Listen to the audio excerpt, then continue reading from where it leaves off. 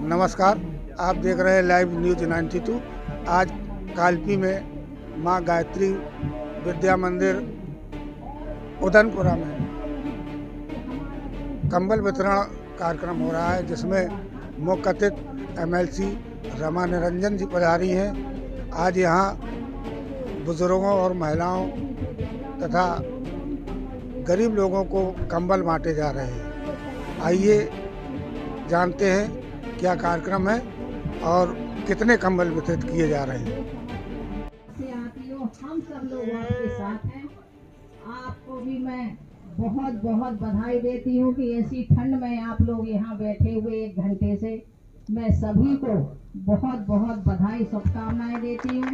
हमारे बजरंग दल के भाइयों को भी मैं बहुत बहुत बधाई शुभकामनाएं देती हूँ कि इतनी बड़ी जनसंख्या में आप लोगों ने भागीदारी की है। उनको भी बहुत बहुत शुभकामनाएं। सभी को पुनः नमन करती हूँ, वंदन करती हूँ। जय हिंद, जय भारत। बहुत बहुत धन्यवाद। हम सबकी संरक्षक मार्गदर्शक माननीय चाची जी। अब इसी क्रम में हम माननीय उप जिलाधिकारी महोदय हमारे सिंह साहब से अनुरोध करेंगे कि आए और आशीर्वचन के रूप में। मंचासीन एमएलसी महोदय, बड़े भाई साहब निरंजन साहब, मंचासीन अन्य पदाधिकारीगण, पत्रकार बंधुओं और सामने बैठी माताओं, जैसा कि अभी एमएलसी साहिबा ने बताया, सरकार आपके हर कदम पर आपके साथ है। चाहे वो सर्दी का मौसम हो, चाहे वो बरसात का मौसम हो, चाहे वो गर्मी का मौसम हो, हर मौसम में आपदाएं रहती हैं और सरकार हर कदम पर साथ रहती है। जैसा कि अभी प्रधानमंत्री आवास योजना हो, चाहे उज्ज्वला गैस योजना हो, चाहे राशन कार्ड हो, आज हर जगह मातृशक्ति ही आगे है। हर जगह मातृशक्ति के नाम से ही कार्ड बन रहा है। इसलिए आप सबसे आगे हैं और सरकार की प्राथमिकता पर हैं। ऐसी सर्दी में एमएलसी साहिबा आई और आप सबके बीच में उपस्थित होकर के कंबल वितरण का कार्यक्रम किया। इनके लिए मैं बहुत बहुत आभार व्यक्त करता हूं। एक बात और कहना चाहूँगा कि सर्दी का मौसम चल रहा है। यदि कहीं कोई निराश्रित आपको दिखाई पड़ता है, उसके पास यदि रहने का व्यवस्था नहीं है, वैसे हम लोग ढूंढते हैं, लेकिन फिर भी यदि कहीं किसी को दिखाई पड़े तो सूचना ज़रूर दें। हमारे पास 3 शेल्टर हाउस बने हुए हैं, जहां पर पूरी व्यवस्था है सरकार की ओर से और निःशुल्क रहने को होता है। कहीं पर कोई दिखाई पड़े तो ज़रूर बताइएगा। कहीं कोई समस्या आ रही हो, कोई भी समस्या, कंबल वितरण कहीं नहीं, कोई भी समस्या आ रही हो, सरकार आपके साथ में है। इसीलिए सरकार आपके पास आती है। आपको उसके पास नहीं जाना होगा, सरकार आपके द्वार आती है, आपकी समस्या सुनती है। आपने ध्यान दिया होगा, कोई शिकायत आप लोग डालते हैं तो कोई ना कोई विभागीय कर्मचारी पहुंचकर आपके दरवाजे आपसे फ़ोटो खिंचवाता है, आपसे बात करता है, आपका दस्तखत करवाता है। ये पहले ऐसी व्यवस्थाएं नहीं थी। तो इससे आप समझो कि आपकी सरकार है, हम सब आपके कह सकते हो सेवक हैं। तो हम सब सेवक हैं, आपको सेवा का जरूर अवसर दें। धन्यवाद, बहुत बहुत शुभकामनाएं सभी को। आप लोग इंतजार किए, मैं थोड़ा आने में विलम्ब हुआ, इसके क्षमा प्रार्थी भी हूँ। बहुत बहुत शुक्रिया, बहुत बहुत धन्यवाद।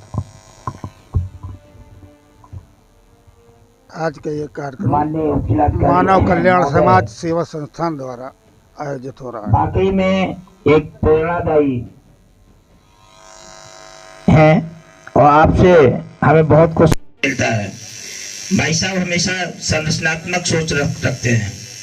कभी भी कोई व्यक्ति पहुंचता है तो मेरी जहां तक समझ है और जानकारी है, कभी वो खाली हाथ वापस नहीं लौटता है। बस भाई साहब के बस में हो, किसी भी प्रकार का कोई भी फरियादी हो, अगर उनके संज्ञान में कोई बात आ जाती है तो उसका निस्तारण मौके पे ही कर देते हैं। ऐसे सुशील, उदार, नाम भी सुशील है, सौम व्यवहार से भी सुशील हैं।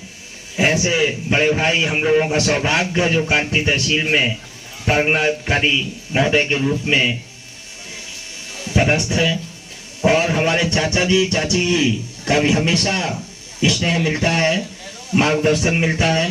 हमारे बड़े भाई बाबा बालक दास जी हमेशा क्षेत्र के बारे में कैसे प्रगति हो, लोगों की समस्याओं का निस्तारण कैसे हो, वैसे ही उदारवादी सोच के हमारे धीरज बाथम जी हमेशा चर्चा पर चर्चा होती रहती है और वो समाज के ही प्रति चिंतन करते हैं। ऐसे सभी मंचासी हमारे छोटे बड़े भाइयों को हम सादर नमन करते हैं। इसी आप देख रहे हैं लाइव न्यूज 92, मैं हूं मनोज पांडे। आज इस विद्यालय में कंबल वितरण हुआ है। यहाँ पर एमएलसी रमा निरंजन जी और हमारे साथ हैं अभी उप जिलाधिकारी कालपी सुशील कुमार जी।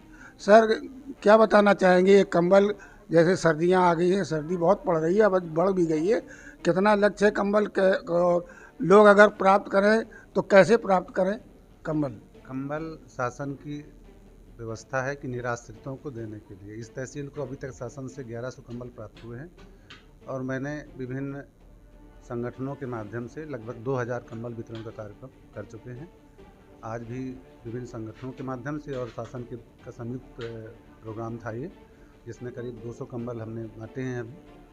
और सर्दियों से बचाव के लिए जिसको भी निराश्रित है, जिसके पास समस्या है, तो उसको कंबल जो ढूंढ के दिया जा रहा है। इसलिए वांछित व्यक्तियों को और पात्र व्यक्तियों को कंबल बांटते हैं। सर, जैसे कि कोई निराश्रित है, बाहर लेटा हुआ है, ऐसे लोगों को, कोई गरीबों की व्यवस्था है?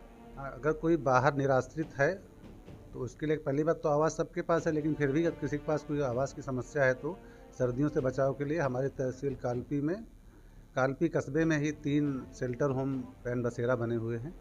एक तहसील मुख्यालय पर है, एक बड़ी मस्जिद के पास है और एक शेल्टर होम बलखंडी माता के पास है। वहाँ पूरी व्यवस्था है और निःशुल्क रहने की व्यवस्था है, संपूर्ण सुविधाओं के साथ। सर, जिस प्रकार अलाव लगाने की बात आई तो 1-2 लोगों ने बताया कई जगह अलाव नहीं लगाए जा रहे हैं। इस पर आज कितने अलाव कालपी में जलाए जा रहे हैं और नगर पालिका और तहसील की तरफ से क्या अलग अलग भी व्यवस्था है? कालपी देखो, तहसील का मामला होता है ग्रामीण क्षेत्र देखने के लिए और शहरी क्षेत्र में नगर पालिका जलाती है। ग्रामीण क्षेत्रों में मुख्य जगहों पर जैसे कि गुरजोलूपुर है, आटा है, इटौरा है, मदारीपुर है, नियामतपुर है, चुरखी है, बड़ी जगहों पर जहाँ पर मूवमेंट व्यक्तियों का होता है, वहाँ पर तहसील की ओर से लगातार कम जलाए जा रहे हैं अलाव। और नगर पालिका की ओर से नगर पालिका कालपी में 36 स्थान चिन्हित हैं, अभी तक 10 स्थानों में जल रहे थे और कदौरा में 22 स्थान हैं, उसमें से 9 में जल रहे थे। और क्योंकि कल से सर्दी बढ़ गई है तो कल से 3600 पॉइंटों पर कालपी में और 2200 पॉइंट पर कदौरा में अलाव जलाने शुरू हो गए हैं। बहुत बहुत धन्यवाद उप जिलाधिकारी महोदय। आप देख रहे हैं लाइव न्यूज 92, मैं हूं मनोज पांडे अनुराग पंडित के साथ।